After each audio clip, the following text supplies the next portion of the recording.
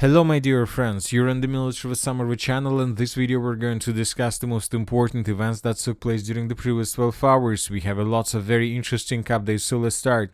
And first we're going to talk about Russia's proposal regarding the beginning of peace talks with Ukraine.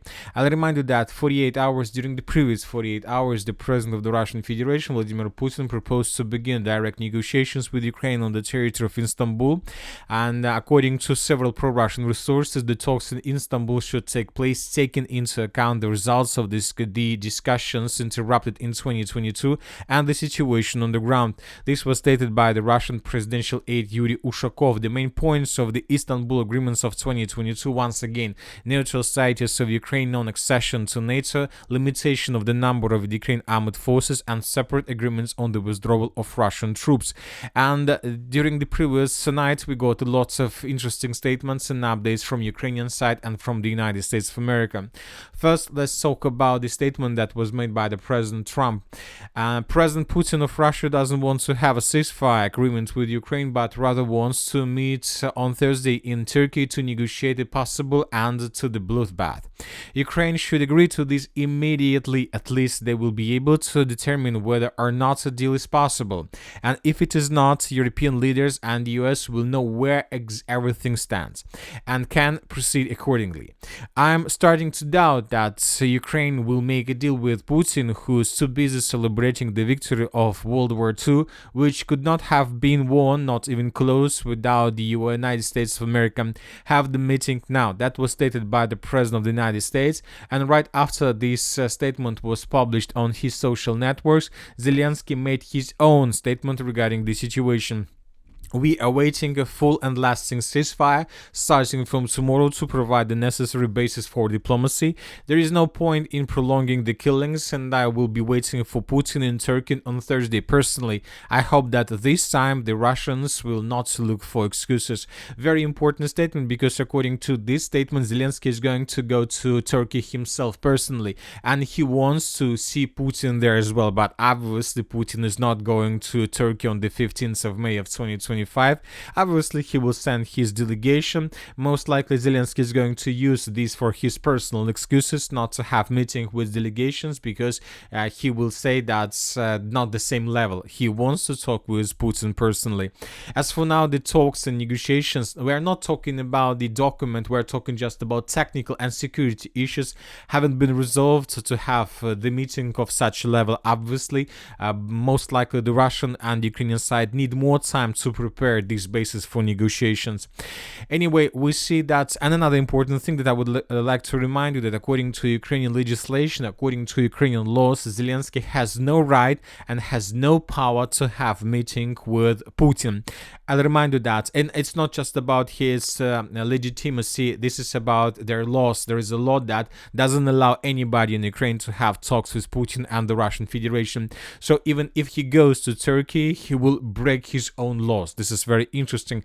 But you know that today several Ukrainian deputies made lots of very interesting statements. Some deputies reported that, according to information they have, Ukraine conducted secret negotiations with the Russian Federation through the war. He says that this took place during 2022, 2024, and was not limited to 2 or 3 meetings. Another important thing that this deputy is adding is that all of those meetings ruined because of Zelensky, because of his personal attitude to the situation. So we see that Ukrainians are saying that they're planning to go to Turkey, but when talking about Turkey and when talking about Erdogan administration, we have a lot of interesting things. First of all, Zelensky will arrive in Turkey on Thursday, even if Russia does not agree to a ceasefire. So this is a very important thing. But when talking about Erdogan's administration, according to information we have, Erdogan's administration told RIA Novosti that there is no information about Zelensky's plan to visit Turkey on May 15th. So as we can see, Zelensky and his team made lots of statements regarding their possible plans to visit Istanbul and to have direct negotiations with the Russian Federation. But when talking about technical questions, we see that there is no preparations for this. So of course, let's wait and see. There are still a lot of jobs, there are lots of days before the beginning of these possible direct talks, and maybe these preparations are going to start today. Anyway, now let's return back to the ground and let's discuss the situation along the line of combat consumption. attack because the Russians, despite all these statements, all these things, continue their special operation. And first, let's talk about the Zaporizhia area. After a very long operational pause, the Russians resumed their attacks and their activities in this area. During the previous 24 hours, we received lots of videos how the Russians were bombing and attacking with the drones and with artillery Ukrainian positions in the vicinity of the settlement of Kamenskaya. So these huge activities can tell us just one thing, that probably the Russians are planning to resume their attempts to attack in this area with the purpose to establish complete control over the settlement by the name of Kamenskaya. So let's wait and see what is going to be next, but most likely something big is brewing. Now let's move further. Let's discuss the situation in the Bahatyr direction. As we discussed, the turning point in battle for the settlement has already probably passed, was moved through by the Russians and the Ukrainians. Today we continue receiving videos how the Russians were attacking and bombing the most northwestern part of the settlement using multiple launch rocket systems. But when talking about several sources, according to information we have, the Russians during the previous 24 hours managed to improve their positions in this settlement completely. We have some adjustments on the map that were provided us by several pro-Russian resources, and according to them, by the morning of the 12th of May of 2025, the Russians established complete control over this part of the settlement. If this information is correct, if this information is true, then we see and we understand that most likely the Ukrainians would be forced to fall back from the settlement of Bahatyr during the next 24 or 48 hours, and probably this upcoming night between the 12th and the 13th of May is going to be a decisive night for the Ukrainians, when they will have to make this decision to fall back from the settlement. Otherwise, they would be caught in cold by the Russians without any chances for successful evacuation. At the same time, the Russians continue developing their offensive operation in the direction of the settlement by the name of Oleksiivka. According to pro-Ukrainian sources, as you can see, they have colored huge territories as a contested area or the gray zone, which means that there are already Russian soldiers somewhere in the fields in the north to the northeast of the settlement of Oleksiivka, and the Russians continue advancing, trying to dig in deeper and to prepare a very powerful foothold before offensive operation in the direction of settlement. Obviously, we understand that if Ukrainians lose control over the settlement of Bahatyr, most likely they would be forced to fall back from the settlement of Oleksiivka within the next probably 5 days after the loss of Bahatyr. So it's just a matter of time when everything will be finished here.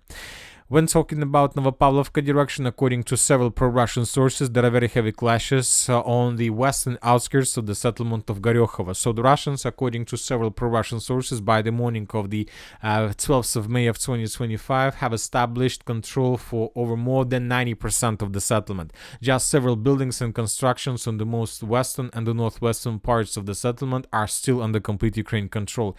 If once again, if the situation is correct, if this information is true, then most likely this upcoming day is also going to be decisive for the Ukrainians, and most likely during the upcoming night, the armed forces of Ukraine on the territory of Goryokhova would be forced to fall back further in the western and the northwestern direction towards these three lines and these fields. Now let's move further. Let's discuss the situation in the Pokrovsk direction, where the Russians continue their offensive operation. This morning we got additional updates from several pro-Russian reliable resources, and according to them, during the previous 24 hours, the Russians managed to improve their positions in the village of Zverova. So summarizing everything, by the morning of the 12th of May of 2025, the Russians established complete control over this territory. This is very important bridgehead for the Russians before further offensive operation in the direction of the city of Pokrovsk. We see that the Russians slowly but step by step are trying to improve their positions and to take under complete control the entire southwestern part of the settlement. As soon as the Russians are able to establish complete control over this territory, we can start counting days when the probably major battle for the city of Pokrovsk is going to start. Now let's move further. Let's talk about the Kliban-Byksky pockets. During the previous 24 hours, we had lots of very important updates. The most important one is coming from the area of the village by the name of Romanovka. This video was published by the Russian side, and this video we can see how Ukrainians were trying to counterattack the Russians in this area with several stormtroopers. The Ukrainians were trying to clear this, let's say, dense network of the fortifications, but the Russians brought their FPV drone in this area, and the Russian Russian drone was attacking Ukrainians while the Ukrainians were trying to attack positions of the armed forces of the Russian Federation in this area. So these battles took place exactly in this area, and based on this video we have adjusted the map, because most likely if the clashes were taking place here, most likely everything behind this point were already by the Russian control, under the Russian control. So based on this video we have adjusted the map, but basically, as you can see, according to this map, we have adjusted just the gray zone or the contested area. Anyway, this is another proof that confirms Russian progress on the ground and that the Russians are about to begin the battle for the settlement of Romanovka. We discussed the situation in Romanovka for many times in the past, and I reminded, if the Russians are able to establish complete control over this territory and to cross the N20 road physically in the area of the settlement, then the Russians would be able to continue advancing further in the northeastern direction with the purpose to attack Ukrainians in the settlement of Katerinovka and Kliban-Byk, and to take Ukrainians that are currently located on the territory of Sherbinovka and Novospaskaya into pincers or into Cauldron. So this is most likely is the plan of the Russian forces. Of course, the Russians will continue attacking and tightening the news around Ukraine positions in the settlements of Zaryag, Natov, Konstara, Nikolaevka, but this is not the primary target. This is the secondary target. The Russians need to take this territory because there are Ukrainian positions. The primary target is to take under control Ukrainian positions along the railways and along the Krivoy River, which are located in the settlements of Novospask and Sherbinovka. Today, pro-Russian resources published this video. I'll remind you that during the 9th and the 8th of May, the Minister of Defense of the Russian Federation reported that Ukrainians violated several times the ceasefire that was declared by the Russian side, and the Russians reported that Ukrainians made several attempts to counterattack. One of those attempts were made in the vicinity of the settlement by the name of Totkin in Kursk region. Another Ukraine counteroffensive took place in the vicinity of the city of Toretsk, and today we got this video.